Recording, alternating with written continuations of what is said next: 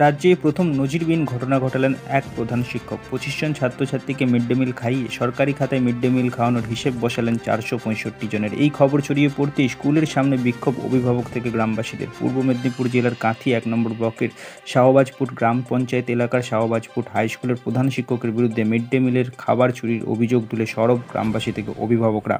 ঘটনা সূত্রপাত গত ২৯শে জুলাই। প্রবল বৃষ্টির কারণে ক্লাস ৫ থেকে ৮ পর্যন্ত মোট ২৫ জন ছাত্রছাত্রী উপস্থিত হয়। এই উপস্থিতির সংখ্যায় প্রধান শিক্ষকদের রান্নাকারীদের বলেন ৩০ থেকে ৩২ জনের রান্না করতে। প্রধান শিক্ষকের নির্দেশ মতো এই ৩০-৩২ জনের রান্না করা হয়। খেতে দেওয়া হয় মোট ২৫ জনকে। ঠিক তারপরেই ঘটনাটি কানঘাসা হতেই গোপনভাবে ব্লক থেকে খোঁজখবর নেওয়া হয়। প্রধান শিক্ষক আজকের দিনে মোট কতজন ছাত্রছাত্রীকে খাইয়েছে তার হিসেব জমা দিয়েছে। খোঁজ খবর নিয়ে জানতে পারেন গ্রামবাসী ও অভিভাবকরা ওই ২৯শে জুলাই মোট ২৫ জন ছাত্রছাত্রী মিড ডে মিল খেয়েছে। অথচ ওই হাই স্কুলের প্রধান শিক্ষক মোট ৪৬৫ জন ছাত্রকে খাইয়েছে বলে হিসাব জমা দেয় এবং প্রেজেন্ট খাতায় উপস্থিত দেখানো হয়। এরপরে সন্দেহের দানা বাঁধতে থাকে অভিভাবকদের মধ্যে, কারণ এই প্রধান শিক্ষকের বিরুদ্ধে স্কুলের মিড ডে মিলের চালসহ একাধিকবার দুর্নীতির অভিযোগে সরকারি আধিকারিকরা স্কুল ভিজিট। এবারে ২৯ তারিখের ঘটনা নিয়ে আপনাকে বলি। ২৯ তারিখ হচ্ছে সোমবার। সেই দিন বিদ্যালয়ে আপনারা যে বলছেন ২৫ জন, এরকম কোনো ২৫ জন ছিল না।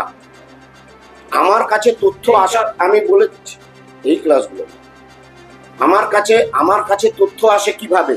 আপনারা বলুন যে সকাল ৮:৩০ থেকে তারা রান্না করবেন। কারা? যারা রাঁধুনিরা এসে যান তারা রান্না করার জন্য, কারণ তাদেরকে ১টার মধ্যে রান্না রেডি করে দিতে হবে। তাহলে 11:30টার সময় কমপ্লিট তথ্য নিয়ে আমাদেরকে কোনোভাবে সম্ভব নয়। আমার যেহেতু ৬৪৪ জন 5 to 8, সুতরাং সেই অনুসারে প্রথমেই আমরা অর্ধেক রান্না শুরু করে দিই।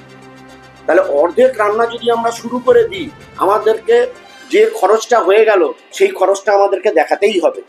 11:30 বা 12টার সময় তথ্য আসার পরে এটা হতে পারে না। ওই দিন কোনো মতেই ৪০০-র কিছু ছিল না, আমরা খুব সম্ভবত ৩০০-র কিছু পাঠিয়েছিলাম এবং যথেষ্ট পরিমাণে স্কুলের স্টুডেন্ট ছিল। এই নিয়ে আধিকারিকরাও যে অভিযোগের ভিত্তিতে, একটা মিনিট একটু ফোনটা ধরে